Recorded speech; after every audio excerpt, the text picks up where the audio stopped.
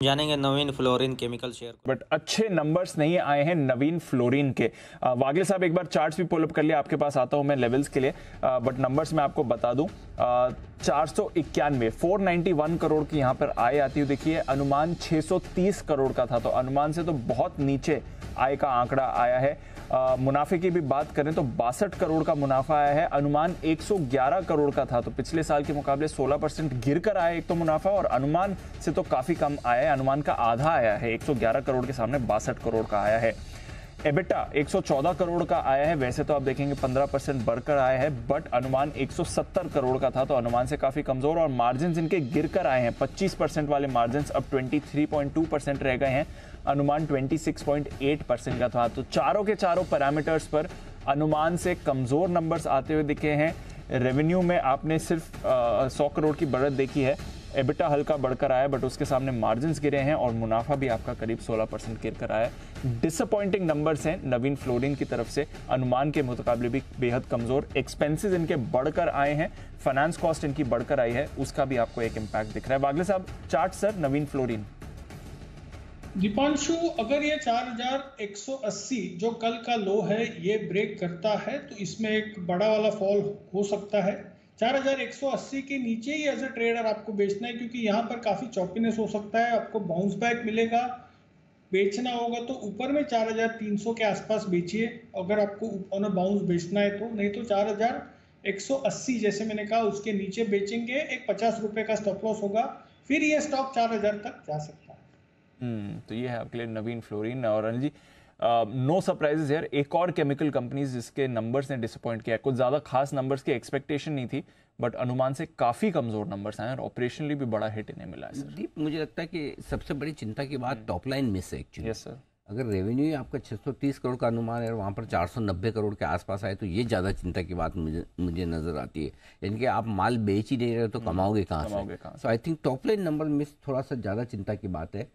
Operational front पे भी मार लगी है, मार्जिन्स बढ़ने चाहिए थे, 25% से 27% के आसपास आने चाहिए, उसके विपरीत 23 से 23.25% के आसपास आए, तो मार्जिन्स तेजी से घटे हैं। यानी कि एक तरफ टॉप लाइन पर प्रेशर है, दूसरा ऑपरेशनल परफॉर्मेंस आपकी खराब हो रही है, यानी कि लोअर लेवल पर भी ऊपर नीचे दोनों जगह मामला गड़बड़ है, और बीच में आपकी जो ऑपरेटिंग परफॉर्मेंस है वो भी खराब हो रही है। तो ऑलराउंड खराब परफॉर्मेंस। और मैं यही कह रहा हूँ, जब हमने एसआरएफ के भी नंबर देखे दीप, अभी क्या है इन कंपनियों के, अब आप देखिएगा जो एसआरएफ का गाइडेंस भी था तो कोई ऐसा आपको कॉन्फिडेंस देने वाला नहीं था, जो कि इस सेक्टर का लीडर है।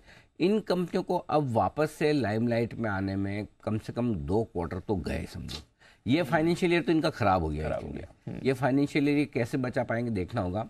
और अगर एक ही है कि अगर चाइना से कुछ इनके लिए कुछ अच्छा हो जाए कर जाए, पता नहीं ग्लोबली इस केमिकल सेगमेंट के लिए, सेक्टर के लिए, तब तो अलग बात है। अदरवाइज नंबर्स बड़े ख़राब है मेरे ख्याल से।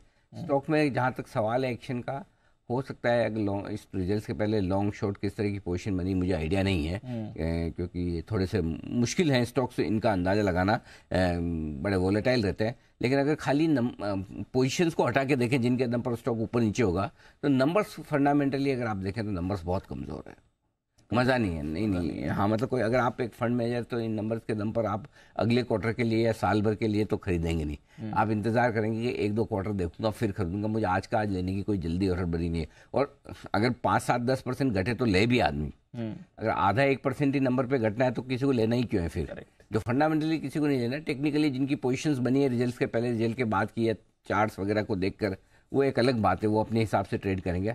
बट फंडामेंटली फंड मैनेजर्स अब 1 से 2 क्वार्टर कम से कम देखेंगे, उसके बाद ही स्टॉक में एक्शन आएंगे। तो आपकी पोजीशन किस तरह की है, ट्रेडिंग वाली है या इन्वेस्टमेंट वाली है, उस हिसाब से आप देखिए। इन्वेस्टमेंट आप करना चाहते हैं तो इंतज़ार कीजिए, ट्रेडिंग में आप स्टॉप लॉस टारगेट आपको मिल ही गए, दे ही चुके कुणाल जी, उनको फॉलो करिए। एक चीज़ है sir, I think maybe and only limited to Naveen Florin, क्यों इतना ज़्यादा और शार्पली नहीं रिएक्ट कर रहा है, क्योंकि इनका एक प्लांट था जहां पर एक टेम्परेरी शटडाउन हुआ था 1 महीने के लिए, 19 जून से 18 जुलाई। तो जून तिमाही में तो एसेंशली यहाँ पर इन्होंने कुछ दिन खोए थे, 11-12 दिन, तो शायद उसकी वजह से भी थोड़ा इम्पैक्ट है। बट हाँ, ओवरऑल बेसिस पर तो इम्पैक्ट इनका रहा ही है, और जैसा जी ने कहा इंतजार करिए, इन्हें रिकवरी में अभी थोड़ा वक्त लग सकता है।